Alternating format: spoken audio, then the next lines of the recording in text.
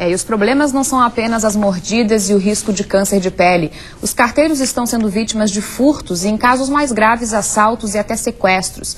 Estão aqui no estúdio Luiz Martinelli, da Assessoria de Comunicação dos Correios, e Olívio Benck Filho, presidente do Sindicato dos Trabalhadores em Empresas de Correio e Telégrafos.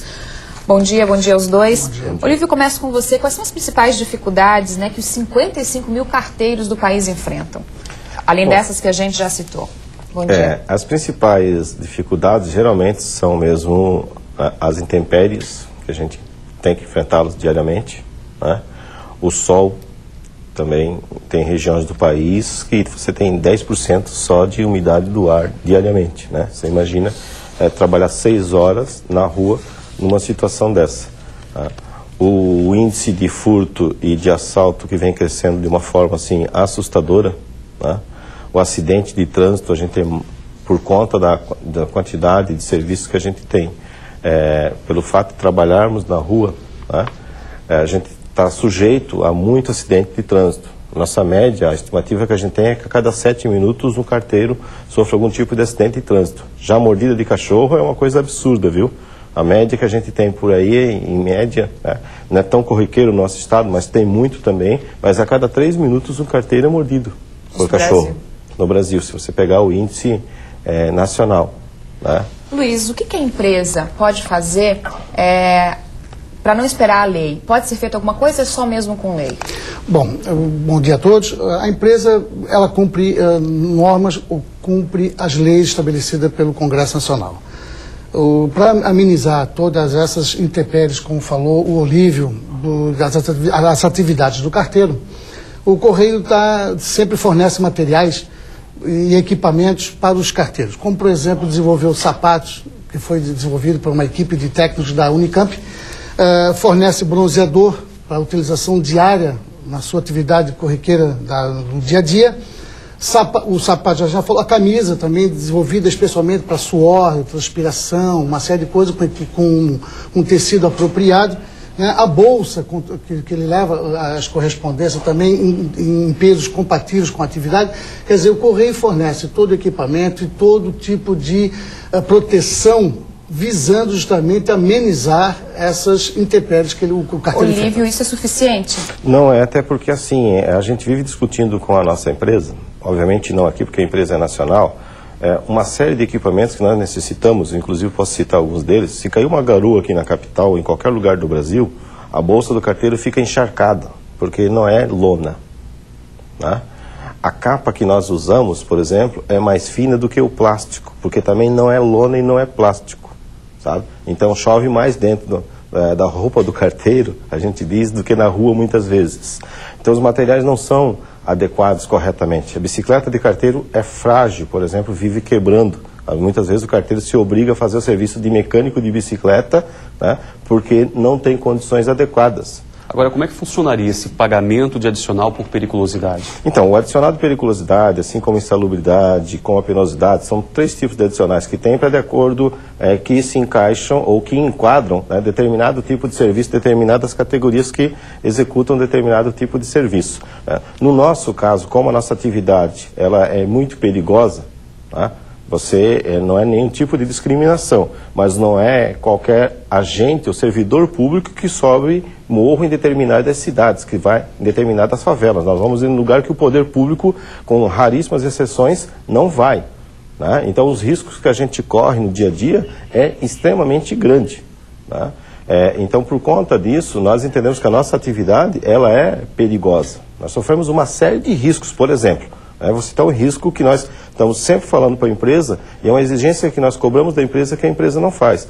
A empresa só nos forneceu luva, né, porque a carta ela passa por todo tipo de situação e condição, né? Só nos forneceu luva para tratamento dos objetos quando aconteceu o 11 de setembro, mas foi temporário também, quando aquilo estava na mídia. Então, quer dizer, a gente está correndo uma série de riscos sempre contínuos, né? Seja de infecções, acidente de trânsito, todo tipo de violência. Luiz, né? A empresa reconhece essas dificuldades? Olha, a empresa, como eu disse para ti, ela cumpre normas e cumpre leis. Atualmente, a atividade do carteiro ela não é considerada uma atividade de periculosidade. E isso que diz a lei.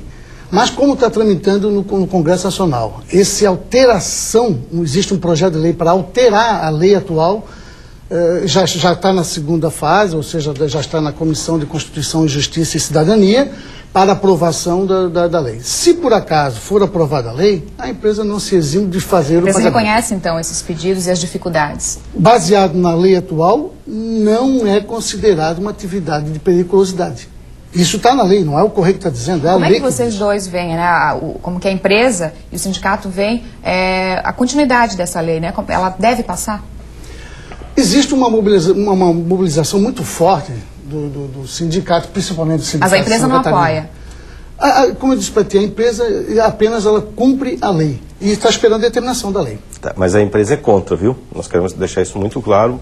A empresa tem feito lobby muito forte no Congresso.